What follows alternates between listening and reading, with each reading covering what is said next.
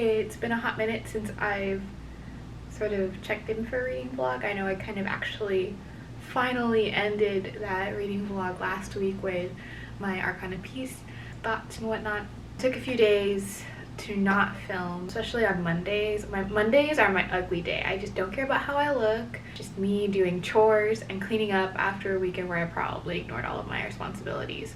So it's Tuesday now. I start my part-time gig tomorrow and I'm super excited. I get to go into the office because I'm fully vaccinated. Everyone in the office is fully vaccinated. As per local guidelines, we don't have to wear masks, which is going to be really, really cool. I haven't done that in so long, so you know. But I thought I would check in and start a new-ish reading vlog and or possibly just like a wrap-up video, because I don't know if I'm going to be vlogging much this week. I just have so much on my plate right now. We got a sticker machine. It's great. It works great. I'm coming up with a bunch of designs and I'm hoping that maybe next week I can do a shop update, but I might have to push that a little farther down because it does take a lot of prep for a shop update.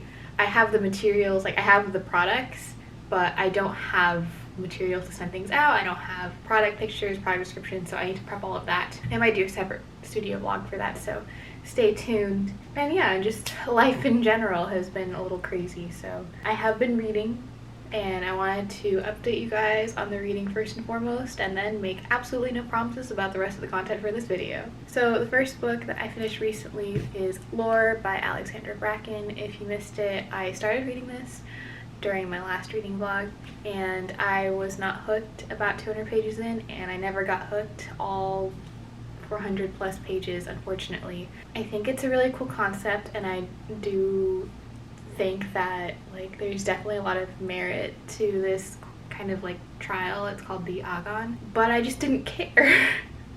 I straight up did not care the entire book, and it was so awful because of course we're following the main character Lore after her entire family is killed, and she's both trying to live kind of under the radar but also get revenge for the death of her family and essentially the death of her bloodline, and also re-entering this world of bloodlines and gods and whatnot. Could not find it in myself to care, and I'm really sorry. This book was just not for me, and it really sucks because I got the nice pretty hardcover and I have no interest in ever reading this book ever again. So I'm gonna look to rehome this one. It's okay, at least now I know. Like I said in my last video, I'm gonna really try to only buy books I'm just very, very interested in. Things that I have on a list that I've been thinking about for a while and that I could see myself coming home and sitting down and immediately reading, instead of books that, oh, you know, maybe I'll read it at some point. I think those books I should just put on a different list and try to find library copies of those, or maybe get e-copies or listen to the audiobook, whatever, because I feel bad having physical copies, really nice physical copies of books I don't like, and also saving money.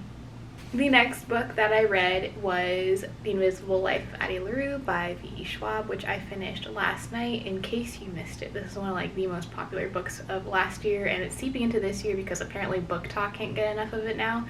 But honestly, if Book Talk has recommended you any books, I would just skip it. I honestly could have skipped this book as well. So I gave Lore a 0 on my rating scale, but I gave this a 1. It did have some redeeming qualities to it. As you guys know, I'm a sucker for books where there's a character, the main character, named Henry, and the love interest in The Invisible Life of Addie LaRue is named Henry, so of course I picked this up. And also the concept of being invisible, as Addie is very interesting to me. So if you don't know what this book is about, Addie LaRue, back in the 1700s, makes a deal with the devil to trade her soul for essentially like the ability to be invisible. What does she say exactly? She like, she says, she asks for the chance to live. She wants to be free because she's trying to get out of a marriage that she doesn't want to be in. Like literally, she's about to walk down the aisle and she goes, bye, I'm gonna go make a deal with the devil to change my soul for immortality, essentially. So yeah, she wants to be free, she wants to live for a really long time. She asks for time without limit, as is the moral with many stories in which a magical being grants you whatever wish you want, there's a catch. And the catch is that people cannot remember her after she kind of leaves their sight. Like, they can literally blink and she will be forgotten by that person. So I thought that in and of itself was going to be extremely interesting, especially because it starts in the 1700s. And I thought that we would explore this power of invisibility, but it doesn't really happen. It's like lightly touched on. She talks about the fact that she has become a really good thief and really good at deception, but we never really see it.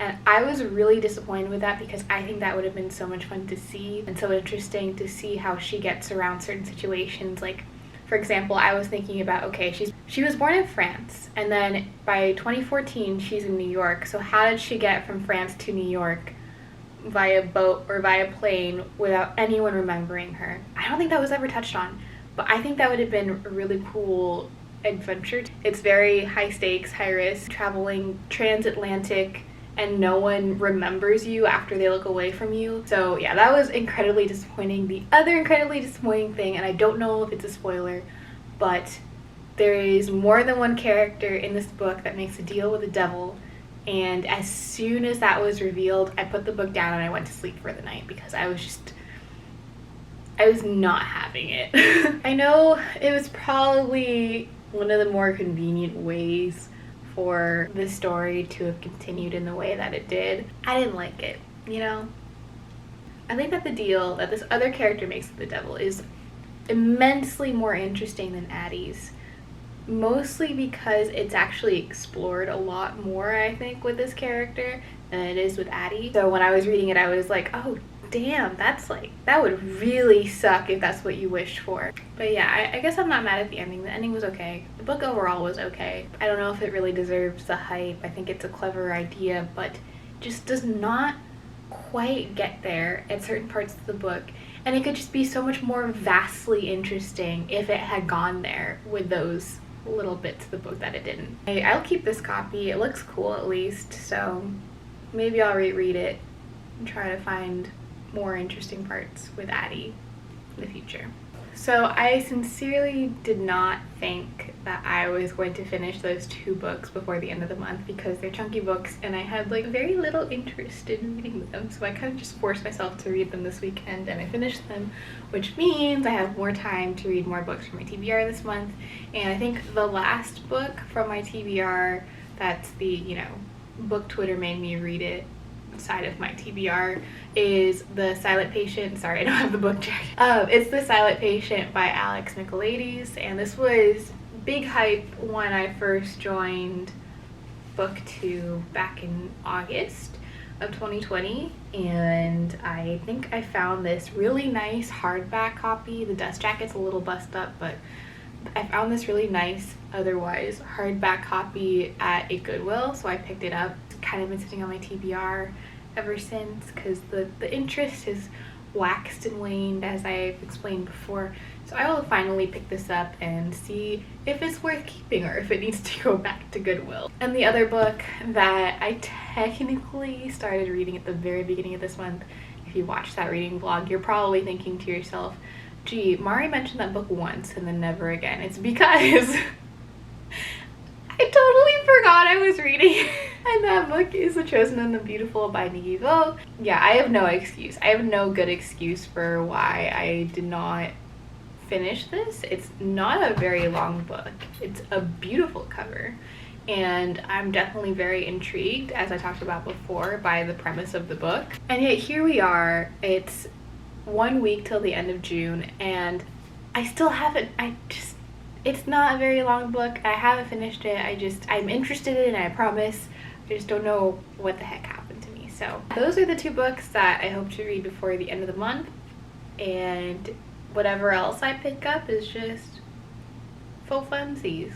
I'll update you guys if I find the time to update you between all the other stuff going on and reading these books. So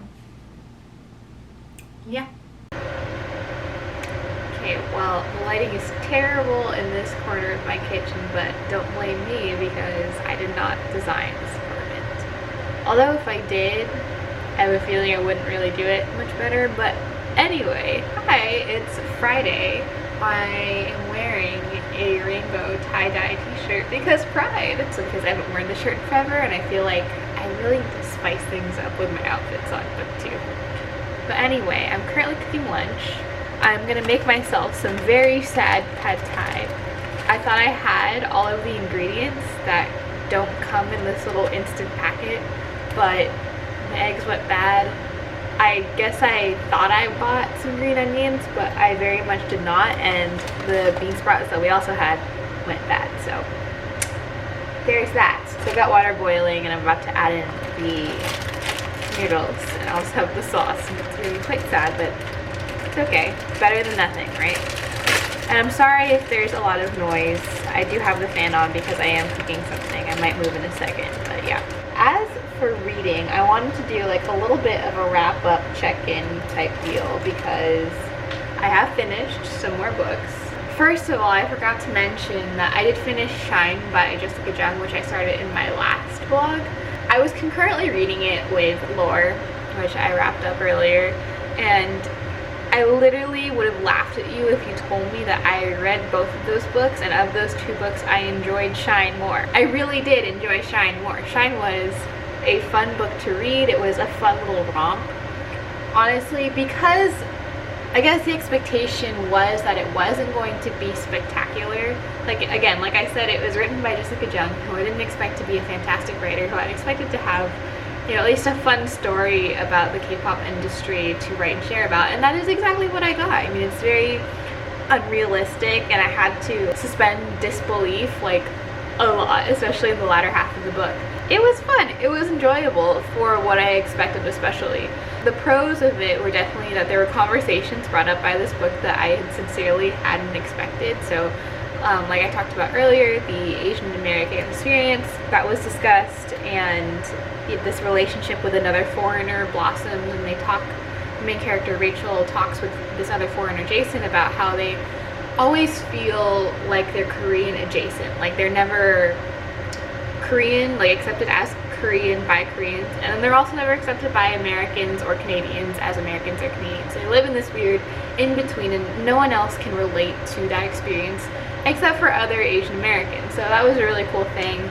She talks about misogyny in the K-pop industry, and I mean, go off, but I did not expect that. Again, like I said earlier, there's a lot of things that happen, and it's like, is that realistic? Would that really actually happen in real life? But that was like the fun part of it. Like, you're just sitting there like, they're in Tokyo all of a sudden? Okay, alright. So yeah, overall I enjoyed it. I gave it like a equivalent to a 3 stars. I don't think it's a bad book. It was a fun time. I enjoyed myself, so yay! And then the next book that I read was Silent Patient by Alex Michaelides, which I also gave about a 3 stars in my liked category. Now, I do have to complain that I predicted the plot twist at the very end, maybe 25 or 30% of the book. It became very, very obvious to me. And I was a little annoyed at first because to understand and get the plot twist so early in the book is just a little, yeah, it's a little disappointing. However, it was one of those really interesting cases where knowing the plot twist in advance made reading the book a much better experience. So for example, if you've never read The Scarlet Letter before, not that I'm saying you should, I think the experience of reading The Scarlet Letter is vastly improved if you know who the baby daddy is going into the book. Because all of the situations and all of the interactions become that much more complex and much more understandable in terms of why people are feeling XYZ, because you know who the baby daddy is. In this book, once you figure out what the plot twist is, it's like, oh, okay, this is kind of cool to understand why Alicia is staying silent. I guess I'm not totally mad at it, but does it deserve the hype it got? I don't know. I don't really think so. I think that this is along the same vein of I'm thinking of ending things by Ian Reid. Like, I don't remember if I saw the plot twist coming or not, but I just was not as wowed by that book as other people have been, so, you know. I think you can skip this one. If, like, you're taking a plane ride that's going to be long and you need a quick Kindle book, I think this might be a good one to pick up, but I don't know if grabbing the hardback brand new first edition was the choice. It wasn't for the person who unhauled this at Goodwill, so. And then a book that I finished this morning before I started work was The Mothers by Britt Bennett. I gave this the same exact rating, another 1 or 3 star. I do appreciate, hello, different angle because my partner came in from work and we had lunch, and so it's a little later and I will finish this wrap up now. I started talking about The Mothers by Britt Bennett, which I finished this morning, and I already talked about my rating. I think this has a lot of good conversations in it, and I think the writing is really good. I just was not engaged with the story as much as I would have liked to be. I think it's definitely a very interesting look on how abortion is still sometimes the right choice for someone, but how it can have lasting effects. And I'm very pro-choice. But, you know, it is still a very big and traumatizing thing for both parents. So I think that this does bring up a lot of really good conversations about that. I think that Britt Bennett does have really nice prose, but I don't know, there was just something about it that just I wasn't 100% keen on. But yeah, this book has been on my TBR for a while, so I'm glad that I kind of just finished it up. And I think I'm going to wrap up the video here because I'm not quite sure what I'm going to read for the remaining days of the month. There's only like 5 more days in the month or something like that. I'm not quite sure what I'm going to read, if I'm going to read. And I also, this might be my last reading vlog for a while. I started my part-time gig on Wednesday, and I am doing something once again that I really enjoy and I really love. I'm very happy to be back at work.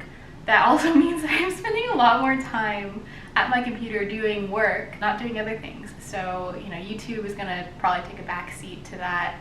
But yeah, I really appreciate every single one of you who's tuned in for these really weird, like very chaotic and very jam-packed with stuff reading vlogs that I've been uploading for the past month and a half.